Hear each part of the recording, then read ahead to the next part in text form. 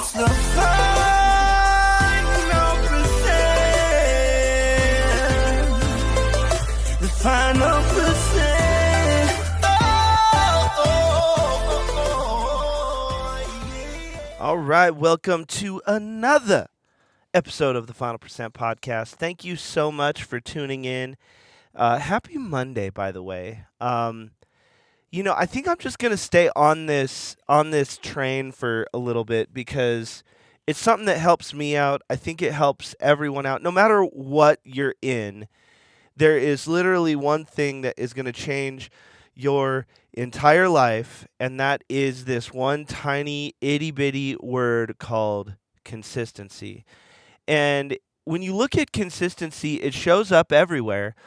And it kind of goes back to the Jim Rohn saying. He says, an apple a day keeps the. Now, everybody who was just listening just said, keeps the doctor away, right?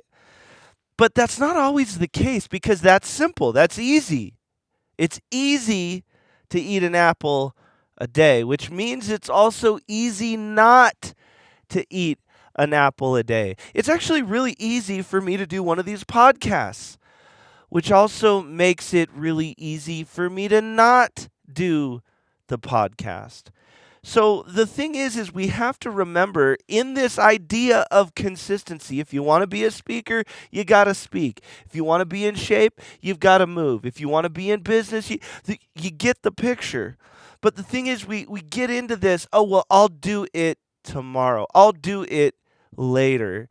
And I think that we just have to double down on identifying what do we actually need to stay consistent in. I just went live in our Facebook group. If you're not a part of our Facebook group, it's the Final Percent Network on Facebook. I really invite you to go over there. We have fun over there. I go live every Monday. And I talk about, we consistently do all this stuff for business. Well, we should. But we don't do consistent stuff for the soul, like hang out with our friends. And we got to realize if we consistently stop and we're wondering, well, why am I not making progress on my business? But you're not staying consistent on your message. You're not staying consistent on your podcast. You're not staying consistent on your courses.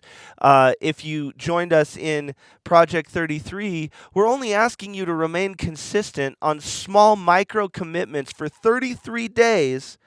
And it's really hard for people to do anything for 33 days straight. That's not even 10% of a year. So what we are consistent on is we're consistent on our disbelief. We're consistent on our skepticism. We're consistent on our stopping. We're consistent on our negative attitude. And then we wonder, why is my life so difficult? Why is it getting hard? Why is it up and down, back and forth, sideways and out? I feel like I can show you the world. That was a reference to the sideways and under. Yeah, okay, you know what? I digress. But what are we consistent on? What are we consistent in? And if you ask yourself, what is the other side of the coin? If you consistently can't lose weight, that means you consistently don't work out, or maybe you do work out, but you consistently eat ice cream. You consistently overeat. You consistently binge. You consistently on the midnight snack. You're consistently doing something to get any results. And so we have to identify what those are. So, there's a lot of people you can't save your way to wealth. That's fine. That's true. I get it. But, there are tax advantage things that we need to do, i.e. anything in the Roth family of stuff. So are you maxing out your Roth IRA? Probably not. Well, that's simple enough to do, right? Yes, it is simple, but you're not doing it. We got to pay the price somewhere. So if you're going to pay the price somewhere, you might as well read the book. You might as well go to the seminar. You might as well show up and play full out. Because if you don't, then you're just wasting time. Then you're going to wish you shoulda, coulda, woulda, or you're going to blame the seminar, you're going to blame the coach, you're going to blame the people, the community, whatever it is, but you never played full out. You never stayed consistent. Now, just to be clear, I've been getting a lot of these things recently. People are like, oh, who are you talking about? You're talking to someone, Greg. I'm going to tell you the secret. I'm talking to me. There's no subtext here. If you think I'm talking to you, that's you convicting you, and you need to change. I'm saying this stuff because I convicted myself, and I realized, man, it is time to be more consistent in the little things. I do show up for the big things. I'll show up for people. I'll show out for people. But man, the little things are the foundation. The little things like hitting the podcast every Monday. The little things like going live in the Facebook group every Monday. The little things like getting that email out that, it only takes a little bit of time, but then you're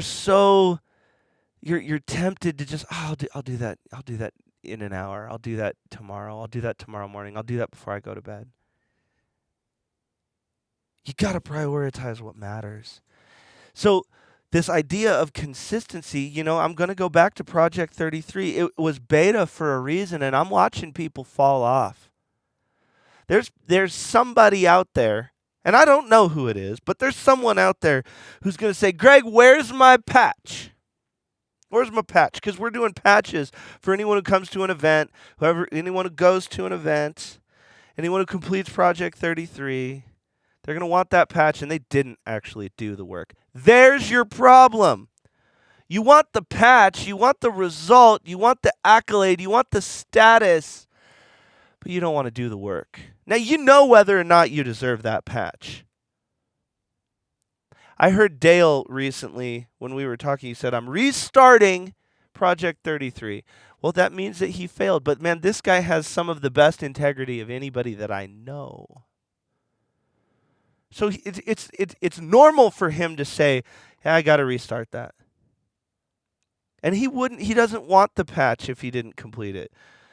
You got to get around people who can hold themselves accountable. There's so many people who are playing grammar police and rule police and Facebook police, and who cares? You police you. Can you hold yourself accountable? Hold yourself accountable before you hold everyone else accountable. I'll tell you, you want the real secret? It's 2 C's. Consistency and contribution. Consistency and contribution. I will say it again for you. Consistency and contribution. Now, what happens, oh my God, if you consistently contribute? Oh my goodness. Your life would be completely different. But most of you will contribute something, and you wait for the parade. You wait for the dissertation on how awesome you are from everybody who was kind of in your proximity. Clap for yourself. Don't need other people to clap for you. And that's the thing, I see all of these masterminds and communities. It's hard to create a community. It really is. And truth be told, we've got 400 and some people in our Facebook group? Man, I'll bet you 15 or 20 people contribute. And of those people who contribute, 3 or 4 of them are like the real people who contribute. If you go all in, and you can't go wide with this, you got to figure out a few things that you can go all in on. But what happens if you consistently contribute? What happens, and this is in your family, this is in your job, this is in your learning, this is in your belief systems, this is in your listening to your Audible, your investments, your time investments. You don't follow through, and that's the real problem. You wait for people to clap for you, and you wait for people to tell you you're awesome. I didn't build the final percent by people constantly telling me I'm awesome. It's actually quite the contrary. I got called a cult leader.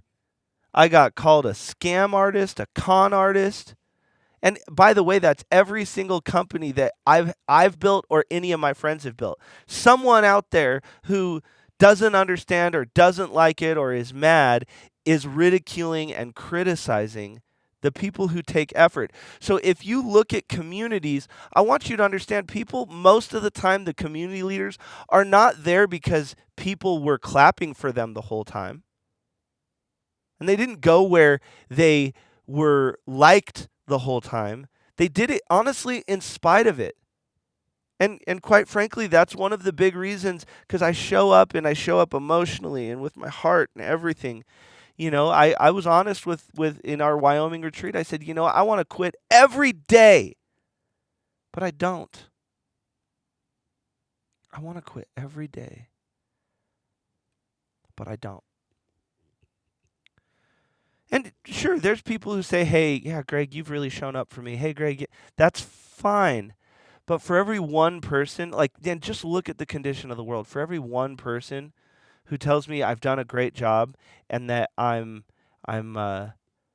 changing a life or keep going, look at the way the media works. Look at the way that people work. Look at everything. That's for every one of those people, I've got 50 or 100 people saying that I need to quit or I'm a watered down Tony Robbins. Man, Tony Robbins can't sing like I can. And I can't do what he does. He's him, I'm me. There's room enough for both. But people ridicule. I was on and this is kind of personal. I listened to a sermon at church. We still listen online. We drive around with our son. And I was listening to, I was getting through the music, which they actually had pretty good music, and waiting for the pastor to come on. And the pastor came on, and he immediately lit into saying life coaches were basically demons, and you don't need a life coach, and you don't need motivational speakers, and they're stealing from the church, and they're using the Holy Ghost to entrap people.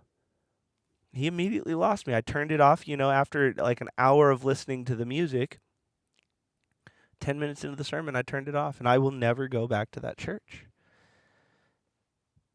And why did he need to say any of that? There's a lot of life coaches out there that do a lot of great work. There's a lot of motivational speakers out there that do a lot of great work. Why do we need to attack anybody? So I'll leave it here, consistently and contribution, but not supporting something and attacking something are two different things. You can choose to not support things. I know a lot of great Democrats, and I know a lot of great Republicans. I know a lot of crappy Democrats, and I know a lot of crappy Republicans.